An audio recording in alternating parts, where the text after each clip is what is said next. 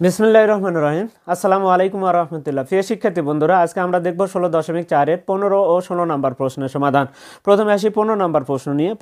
15 নম্বর প্রশ্নটি কি আছে একটু দেখে নিই।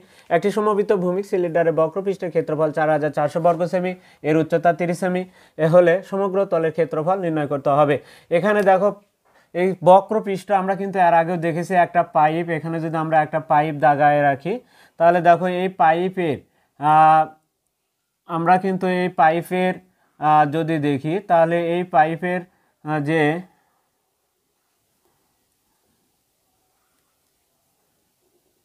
আমরা এখানে একটা পাইপ দাগাচ্ছি, দেখো এই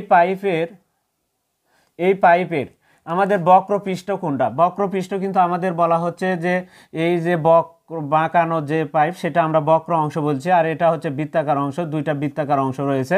এর আগেও কিন্তু আমরা দেখেছি এই বক্র একবার ঘুরে যদি বক্রাকার কোনো বৃত্তের যদি আমরা এক প্রান্ত থেকে আরেক প্রান্তে ঘুরে আসি তাহলে কিন্তু 2π অর্থাৎ দৈর্ঘ্য 2πr দূরত্ব অতিক্রম করা হয়।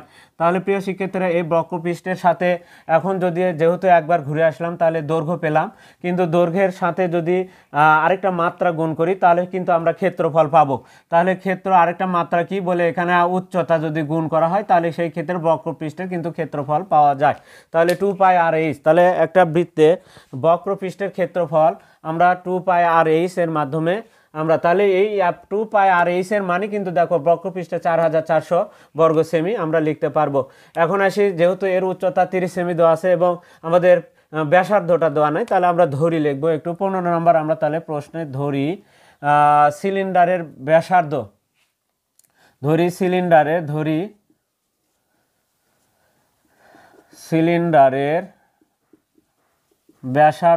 সিলিন্ডারের ব্যাসার্ধ কি আর সমান আর সেন্টিমিটার সমান যেহেতু আর এর মান নেই আর সেন্টিমিটার। প্রথমে আমাদের আর এর মানটাই বের করতে হবে এবং দেওয়া আছে কি, দেওয়া আছে উচ্চতা সিলিন্ডারের।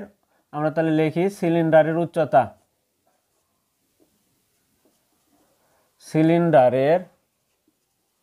উচ্চতা কি সমান, এই সমান কত, 30 সেন্টিমিটার। এখন আমরা প্রশ্ন মতে এটা লিখতে পারি। দেখো প্রশ্ন মতে যা আছে তাই লিখব। সিলিন্ডারের বক্রপৃষ্ঠের ক্ষেত্রফল আমরা প্রশ্ন মতে লিখলাম। প্রশ্ন মতে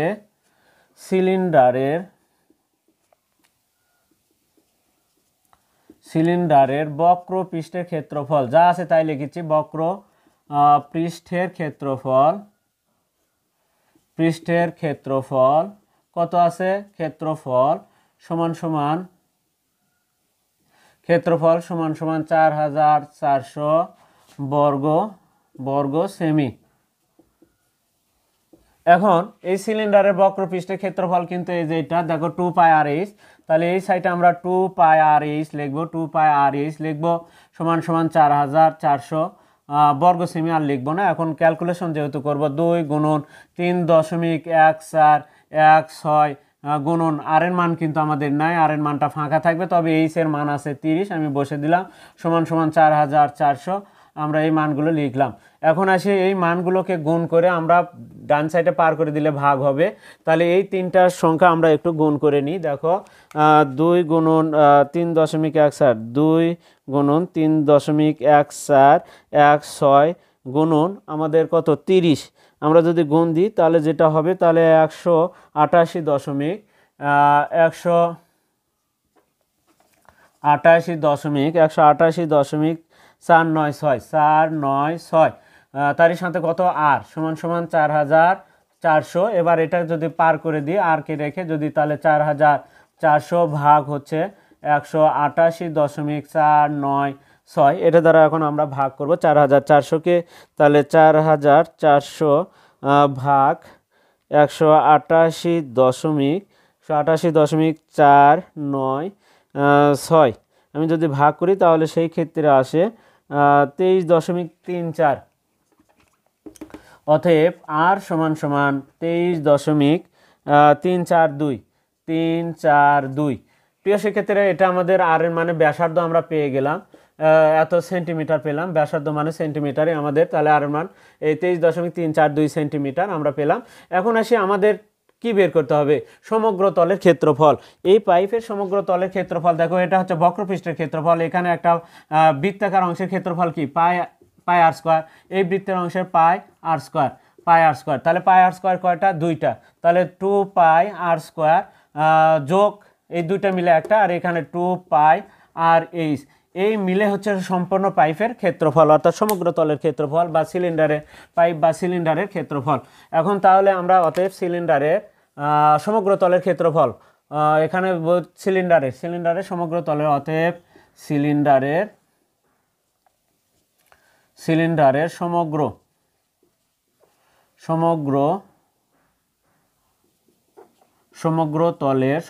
তলের কি ক্ষেত্রফল, সমগ্র তলের ক্ষেত্রফল সমান সমান কি হবে? তাহলে আমরা একটু আগে দেখে নিলাম, কমন নিয়েছিলাম 2 পাই আর, তারপরে কি হবে বলে আর যোগ এইচ, এটা হচ্ছে সমগ্র, তাহলে বর্গ কি হবে? বর্গ সেমি। এখন দেখো আমার আর এর মানও আছে, সবের মানে কিন্তু বর্গ সেমি। এখন আসি 2 গুণন 3.1416 গুণন 23.342 ব্র্যাকেট কত আছে আর এর মান? 23.342 যোগ কত?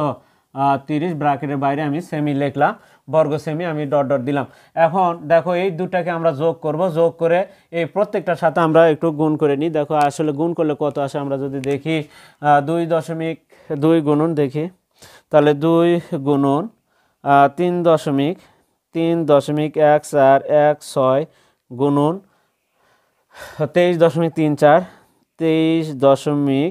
23.342 ইকুয়াল দিলে দেখো এই যে বাইরেরগুলো আমি যদি গুণ করছি, এই তিনটা, একটা দুইটা আর তিনটা, এই তিনটা গুণ করলে আমাদের 146.66 আসে। তার সাথে গুণন আমাদের এই কয়টা যোগ করলে কত হবে? 30 আর 23 কত হবে? 53 তাহলে 23 আর 50 53 তাহলে এখানে হবে 53.342। তাহলে আমাদের এখানে হবে কত? 53.342 ব্র্যাকেটে আমরা তাহলে বর্গ সেমি। এখন আসি আমরা এই দুটা গুণ করলে কিন্তু আমাদের যেটা হবে সেটাই, তাহলে সমগ্র তল পাইপের ক্ষেত্রফল। এখন আমরা যদি দেখি তাহলে 146.66 গুণন হচ্ছে 53.342 ইকুয়াল দিলে আমাদের দেখো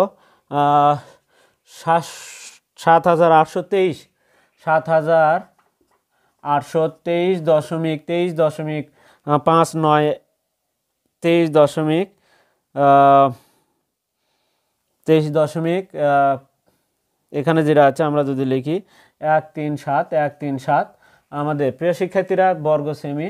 দশমিকের উত্তরটা কিন্তু আসলে তোমার দশমিকের আগের সংখ্যা ঠিক থাকলে হবে, একটু কম বাড়া হতেই পারে অ্যান্সারের সাথে। এটি সেন্টিমিটার আমরা প্রায় লিখব, প্রায় লিখে দিয়ে আমরা অ্যান্সারটা লিখব, কারণ দশমিকের উত্তরগুলো, দশমিকের পরের উত্তরগুলো একটু কম বাড়া আসতেই পারে, কারণ আমরা দশমিকের মানগুলো হয়তো বা অন্য হয়তো কোনোটা তারও হয়তো বেশি লিখেছি, সেই কারণে হয়তো আরও বেশি আসতে পারে। প্রিয় শিক্ষার্থী দশমিক আগের উত্তরটা ঠিক থাকলে হবে। আমরা তাহলে 15 নম্বর প্রশ্নের সমাধানটা দেখলাম। এখন আমরা দেখব 16 নম্বর প্রশ্নের সমাধান। 16 নম্বর প্রশ্ন কিন্তু আমাদের এবার 25-এর পরীক্ষার্থীর জন্য খুবই গুরুত্বপূর্ণ একটা প্রশ্ন। এই প্রশ্নটা কিন্তু সৃজনশীল হিসাবে কিন্তু খুবই গুরুত্বপূর্ণ। তোমাদের এবার পাইপ, তারপরে তোমাদের হচ্ছে কাঠের বাক্স, এই অঙ্কগুলো কিন্তু বেশি বোর্ডের প্রশ্ন কিন্তু আসে। তাহলে আমরা একটু 16 নম্বর প্রশ্নের উত্তরটা এবার দেখব। একটি লোহার পাইপের বাইরের, ভেতর ও বাইরের ব্যাস যথাক্রমে, এখানে কিন্তু আমাদের ব্যাস দেওয়া আছে, আমাদের কিন্তু সবসময় আমাদের ব্যাসার্ধ বের করে নিতে হবে। তাহলে ব্যাসকে আমরা 2 দ্বারা ভাগ করে দিলে কিন্তু ব্যাসার্ধ পাবো, তাহলে 6 সেন্টিমিটার হবে, আর এটাতে 7 সেন্টিমিটার হবে।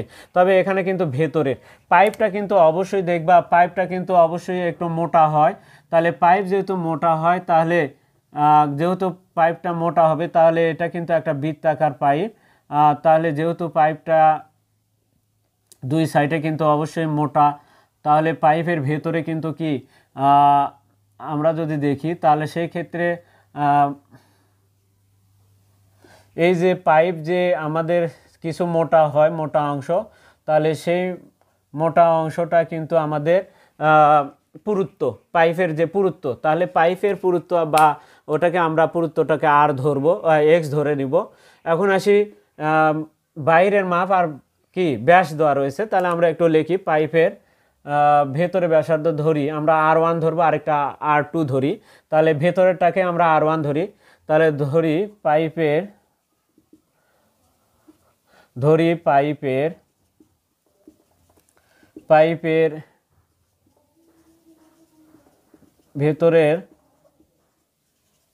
ভেতরের ব্যাসার্ধ ধরি, পাইপের ভেতরের ব্যাসার্ধ R1 সমান সমান কত বলে 12কে 2 দ্বারা ভাগ করতে হবে, সমান সমান কত সেন্টিমিটার আসে, তাহলে প্রিয় শিক্ষার্থীরা এখন কত 6 সেন্টিমিটার আমরা লিখলাম। এবং পাইপের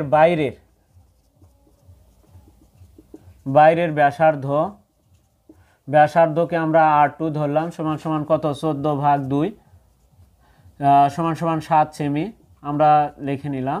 এখন আসি আর কি দেওয়া আছে, দেখো এখানে যে পাইপের উচ্চতা দেওয়া আছে, যাকে আমরা উচ্চতাকে সি ধরি, কিন্তু এখানে মিটার দেওয়া রাখছে, সবই সেন্টিমিটার আছে, আবার কি 1 ঘন সেমি লেখা আছে লোহার ওজন। ঘন সেমি মানে কি এখানে বুঝতে হবে আয়তন হিসাবে কাজ করবে। দেখো ঘন যখনই থাকবে তখনই আয়তন, তাহলে কিন্তু উচ্চতা তোমাদের মিটার দিয়ে রাখছে, এগুলো সেন্টিমিটারে দিয়ে রাখছে, তাহলে এটাকে আমাদের সেন্টিমিটারে নিয়ে যেতে হবে। তাহলে পাইপের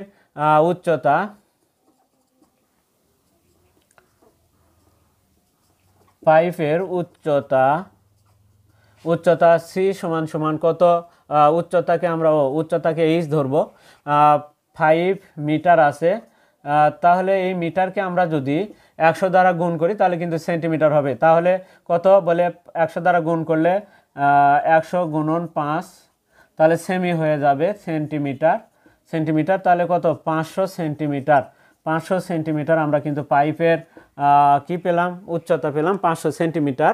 এখন কথা হলো যে এখানে যে Rn1টা হচ্ছে আমাদের ভেতরের ব্যাসার্ধ, তাহলে লোহার পাইপের ভেতরের যে আয়তন সেটা কি হবে, আমরা আয়তন মানে কি, আমরা আসলে পাইপের আয়তনের ক্ষেত্রে আমরা কি জানি যে পাইপের যখন আমরা আয়তন বের করব তখন কিন্তু 3টা মাত্রার প্রয়োজন। কয়টি মাত্রা? 3টি মাত্রা, দৈর্ঘ্য, প্রস্থ এবং উচ্চতা, 3টা মাত্রার প্রয়োজন। তাহলে এই পাইপে ক্ষেত্রফল আমরা জানি কি পাই আর স্কয়ার, ক্ষেত্রফল আছে কি পাই আর স্কয়ার। এই ক্ষেত্রফলের মধ্যে কি থাকে, দৈর্ঘ্য এবং প্রস্থ থাকে। তাহলে কি আছে, দৈর্ঘ্য আছে, প্রস্থ আছে, আরেকটা কি দরকার আমার উচ্চতা। তাহলে এই 3টা মাত্রা যদি আমরা গুণ করি তাহলে কিন্তু আয়তন হয়। তাহলে ক্ষেত্রফলের মধ্যে দৈর্ঘ্য আর প্রস্থ থাকে, কারণ ক্ষেত্রফলের সূত্র কি দৈর্ঘ্য গুণন প্রস্থ, তার মানে কি পাই আর স্কয়ার এই বৃত্তের ক্ষেত্রফল। তাহলে এই ক্ষেত্রফলের মধ্যে দৈর্ঘ্য প্রস্থ আছে, তার সাথে একটা এইচ গুণ করে দিলে আমাদের আয়তনটা হয়ে যাবে। তাহলে ভেতরের আয়তন, লোহার পাইপের ভেতরের আয়তন আমরা লোহার পাইপের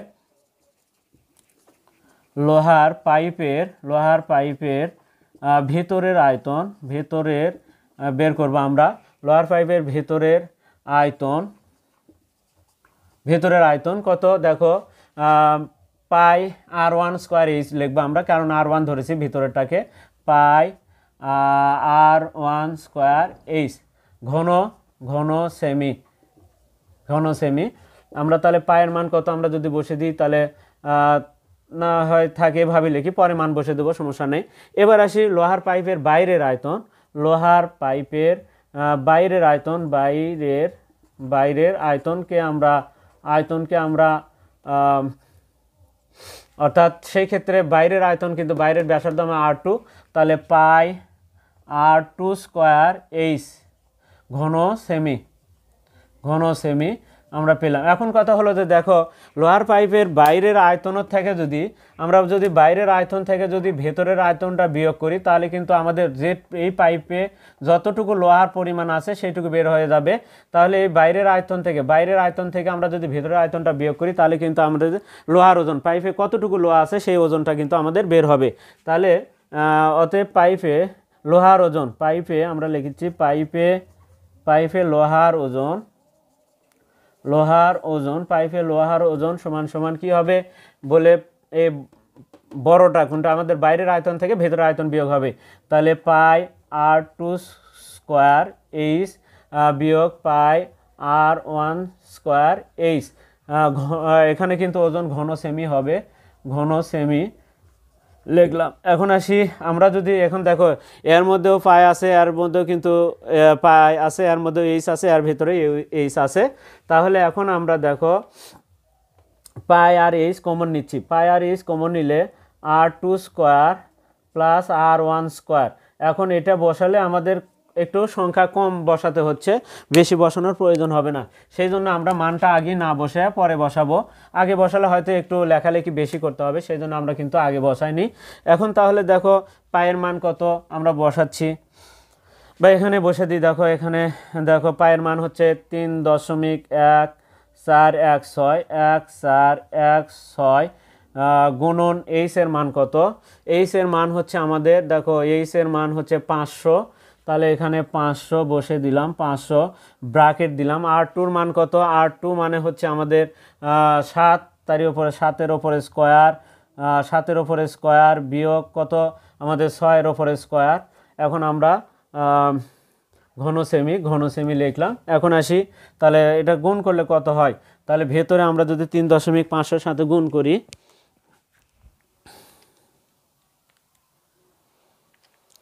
500 গুণন 3.1416,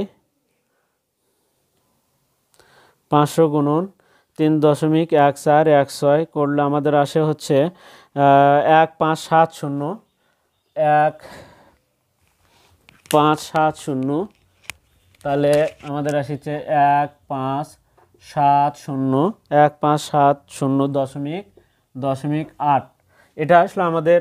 এখন ভেতরে কি কি আসে দেখো, ভেতরে 49, ভেতরে আসে 49 বিয়োগ 36 ঘন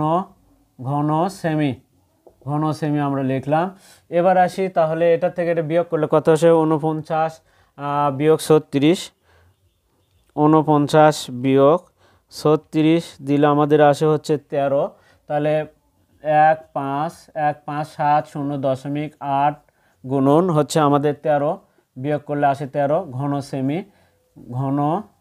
সেমি আমরা লিখলাম। এখন আমাদের বিয়োগ গুণ করে দিলে হচ্ছে তাহলে 420.4 ঘন সেমি। প্রিয় শিক্ষার্থীরা, এটা আমাদের লোহার ওজন কিন্তু বের হলো। পাইপে যে লোহা আছে সেই লোহার ওজনটা আমরা বের করে নিলাম। এখন কথা হলো যে দেখো এখানে কি বলছে, 1 ঘন সেন্টিমিটার লোহার ওজন হচ্ছে 7.2 গ্রাম। তাহলে পাইপের লোহার ওজন নির্ণয় করো, অর্থাৎ কেজিতে নিয়ে যেতে হবে। তাহলে 1 ঘন সেন্টিমিটার লোহার ওজন, এখানে কত ঘন সেন্টিমিটার আছে দেখো, একক দশক শতক হাজার 20,420.4 ঘন সেন্টিমিটার আছে, 20,420.4 ঘন সেন্টিমিটার এসেছে। এটা হচ্ছে লোহার ওজন। কিন্তু 1 ঘন সেন্টিমিটার লোহার ওজন 7.2 গ্রাম। তাহলে এটাতে আমরা আগে গ্রামে নিয়ে যাব। তাহলে 1 ঘন সেন্টিমিটার লোহার ওজন, এগুলো মিশে দিচ্ছি। 1 ঘন সেন্টিমিটার লোহার ওজন আমরা লিখব 1 ঘন সেমি লোহার ওজন কত, 7.2 গ্রাম। এটা যেহেতু হয় তাহলে এত ঘন সেন্টিমিটার অবশ্যই বেশি হবে। তাহলে অতএব 20,420.4 ঘন সেন্টিমিটার লোহার ওজন অবশ্যই বেশি হবে। তাহলে 7.2 গুণন আমাদের 20,420.4 গ্রামে যাব। তারপরে আমরা গ্রাম থেকে আবারও কিন্তু কেজিতে যেতে হবে। তাহলে এটাতে এখন গুণ করে দিচ্ছি আমরা, এটার সাথে গুণ হচ্ছে 7 গুণন 7.2 দিলে আমাদের 7.2 গুণন 20,420.4 সমান আসে হচ্ছে আমাদের 147,147,026.88 এত গ্রাম আসে। প্রিয় শিক্ষার্থীরা, এটা গ্রামে আসলো। এখন গ্রাম থেকে কিলো, হেক্টোগ্রাম, হেক্টো, ডেকা, তারপরে কিন্তু গ্রাম। গ্রাম বা মিটারের জায়গায় গ্রাম হবে।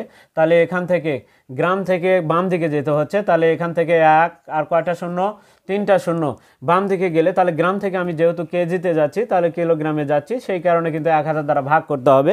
এটাকে যদি আমি এখন 1000 দ্বারা ভাগ করি তাহলে সেই ক্ষেত্রে কিন্তু আমাদের কেজিতে উত্তর চলে আসবে। তাহলে 1470226.88 ভাগ হচ্ছে 1000। আমরা তাহলে এখন কি হবে, কেজি হবে, কেজি বা কিলোগ্রাম হবে। এখন আমাদের যেটা আছে সেটাকে আমরা ভাগ দিচ্ছি 1000 দ্বারা, 1000, তাহলে 147.026.02688 কেজি, তো তাহলে এটাই আমাদের উত্তর। প্রিয় শিক্ষার্থীরা, আমরা তাহলে 15 এবং 16 নম্বর প্রশ্নের আজকের সমাধান দেখলাম। পরবর্তীতে তোমাদের সামনে বোর্ড প্রশ্ন নিয়ে আবারও উপস্থিত হবো। আর ততক্ষণ পর্যন্ত কিন্তু তোমরা আমাদের পাশে থাকবে এবং চ্যানেলটিতে যারা নতুন তারা অবশ্যই চ্যানেলটিকে সাবস্ক্রাইব করবে এবং ফেসবুকে যারা আসো তারা অবশ্যই ফলো দেবে এবং বেশি বেশি করে তোমরা লাইক, কমেন্ট এবং শেয়ার করবে। আর যে কোনো অধ্যায়ের অঙ্কের সমস্যা হলে অবশ্যই কমেন্টে তোমরা জানাবা, কমেন্ট থেকে তোমাদের সেই অঙ্কগুলো করে দেওয়ার চেষ্টা করবো। আজকে এ পর্যন্তই, খোদা হাফেজ।